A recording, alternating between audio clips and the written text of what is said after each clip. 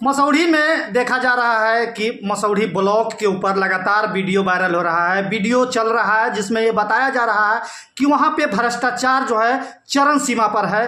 कई इंदिरा आवास के सहायक के ऊपर भी आरोप लगाया गया, लेटर निकला है, कई लोग उस पर एक्शन भी लिए हैं, लेकिन अभी तक जो वो लोग हैं, भ्रष्टाचार है, वही बैठे हुए हैं, ना तो इस पर किसी का आवाज़ उठ रहा है। आपको क्या लगता है इस विषय पर?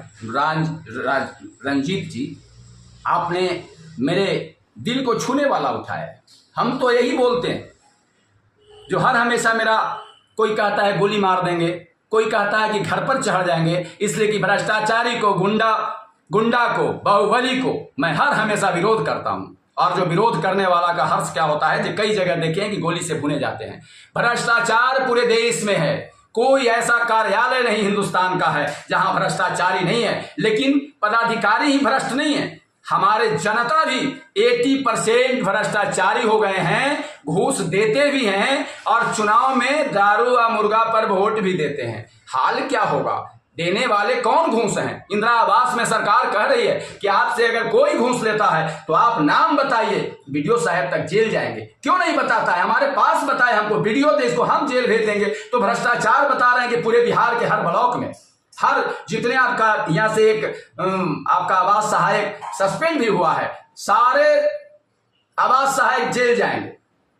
और हर प्रखंड में इंदिरा आवास के तहसीलने वाला को मैं नाम जानता हूं, लेकिन मराएं कह करके हर प्रखंड में 100 दलाल चल रहे हैं इंदिरा आवास में कि कोई का मकान बना हुआ है, इसका इंदिरा आवास बन जा रहा है 2 मंजिला को, और जो गरीब का फूस के छावनी है, जिसको पानी चूता है इस सीजन में बरसात के, लेकिन इसका आज 80 साल की आजादी में इंदिरा आवास इंदिरा गांधी के नाम पर बना है, लेकिन 80 साल की आजादी में आज भी गरीब को इंदिरा आवास नहीं मिल रहा है। 50% अमीर लोगों का आवास मिल रहा है। तो भ्रष्टाचार होगा नहीं तो क्या होगा? जिसका 2 मंजिला है, अगर शहर है 2.5 लाख रुपया है, 1.25 लाख भ्रष्टाचार में जाता है, और जो 1.25 लाख जो जिसका मकान बन रहा है इसको मिलता है। तो भ्रष्टाचार के बारे में हमसे पूछिएगा तो भाई हम तो दिन भर बोलेंगे।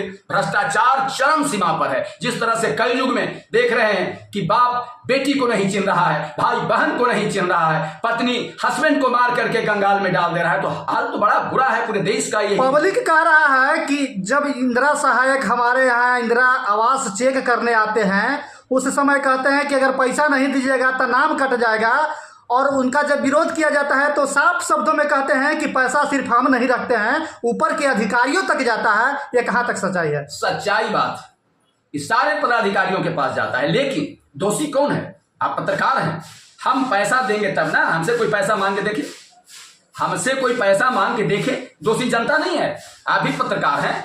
अपने गलत काम कराने के लिए सब लोग पदाधिकारी को भी भ्रष्ट बना दे रहा है जनता।